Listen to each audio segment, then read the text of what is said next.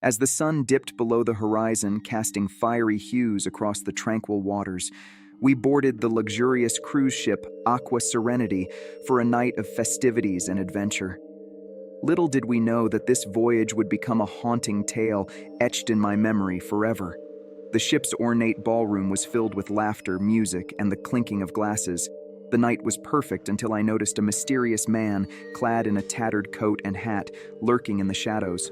His eyes held an emptiness that sent shivers down my spine. As the night deepened, the atmosphere shifted.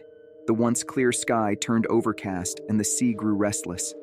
Unease spread among the passengers, and the party began to wane. A heavy fog enveloped the ship, reducing visibility to mere feet. Amidst the eerie fog, a haunting melody drifted from somewhere unseen. The passengers exchanged worried glances as the tune's ethereal notes grew louder. The man I had noticed earlier now stood at the ship's bow, his hat obscuring his face. He was playing a violin, but his music was far from ordinary. It was a mournful lament that seemed to beckon the souls of the departed.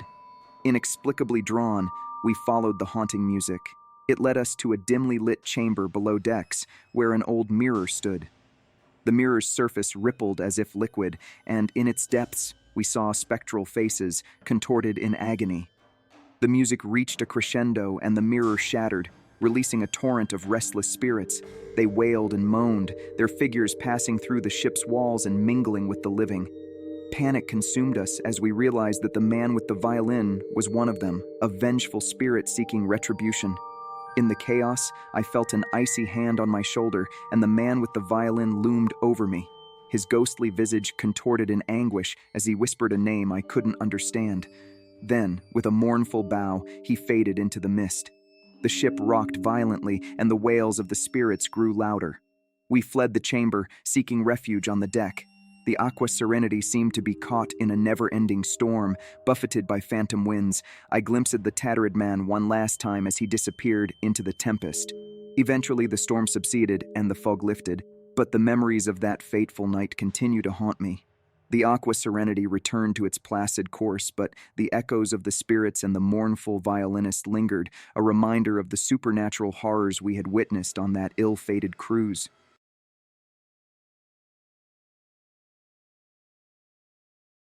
The night was calm, and the waters of Lake Midnight shimmered under the pale moonlight. My friends and I were on a boat, celebrating the end of a long summer with a midnight cruise. Laughter and music filled the air, and the stars twinkled above, promising an unforgettable night. As we glided over the inky blackness of the lake, our excitement grew. But little did we know that our journey was about to take a horrifying turn. The boat's engine sputtered and then fell silent, leaving us adrift in the middle of the lake. Panic set in as we tried to restart the engine, but it remained stubbornly dead. A sense of dread washed over us, and the festive atmosphere transformed into one of fear and uncertainty. Amidst the darkness, a deep, guttural growl echoed from the depths of the lake. It was unlike any sound I'd ever heard, a primal, terrifying noise that made my heart race. The water around us began to churn, and then, with a deafening roar, a colossal shape surged from the depths. It was a massive, grotesque creature with scales like obsidian armor, and its eyes glowed with malevolent intent. The boat shuddered as it rammed into us, sending us sprawling across the deck. Screams filled the air as we realized we were under attack by a monstrosity that defied belief. The creature's maw opened wide, revealing rows of razor-sharp teeth, and it lunged at us with incredible speed. I could see the terror in my friend's eyes as we clung to the boat's railing, but there was nowhere to run. The beast's jaws closed in, and just as we were sure we'd meet our grisly end, a deafening explosion shattered the night. The creature convulsed in agony, thrashing in the water, and then sank back beneath the waves. Our rescuers, a group of fishermen who had heard our distress calls, had arrived just in time. They pulled us to safety and towed our damaged boat back to shore. We were shaken and scarred, our carefree night forever marred by the memory of the monstrous entity lurking in the depths of Lake Midnight. It was a reminder that even in the most serene of moments, true horrors can emerge from the shadows, turning joyous celebrations into nightmares.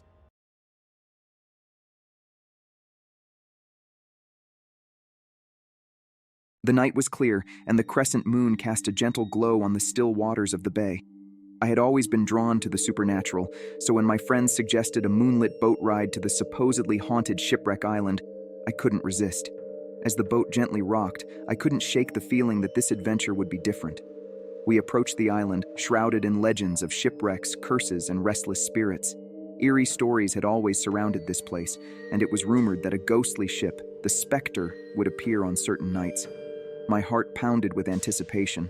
As we reached the island's shoreline, the boat's engine suddenly sputtered and died, leaving us adrift near Shipwreck Island. Panic gripped our group as we attempted to restart the engine, but it remained stubbornly silent. The darkness closed in around us, and the only sound was the soft lapping of the waves against the boat.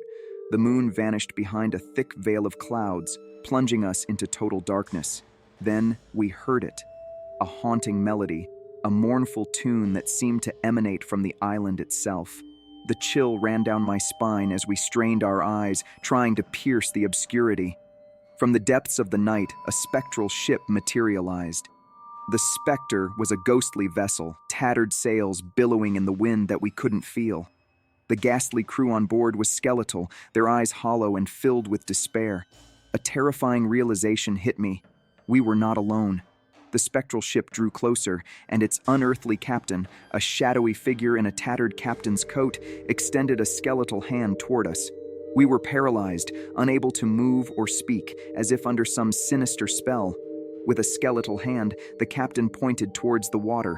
The sea began to churn violently, and ghostly apparitions of long-lost sailors clawed their way out of the waves, their ghostly faces contorted in pain and longing. They reached out for us, their cold, clammy hands grazing our skin. As the ghostly ship and its crew closed in, I was filled with a terror beyond words. It was as if we were about to join their cursed ranks, trapped for eternity on Shipwreck Island. Just as I feared the worst, the boat's engine roared to life, breaking the malevolent spell. We sped away from Shipwreck Island, leaving the ghostly ship and its crew behind. The moon emerged from the clouds, casting its silvery light on our escape. The ghostly melody and the mournful cries of the ship's crew slowly faded into the distance. We never spoke of that night, but the memory of the haunted Shipwreck Island still haunts my dreams. It taught me that some legends are not just stories, they are real, and their horrors can reach out and touch you, even in the darkest of nights.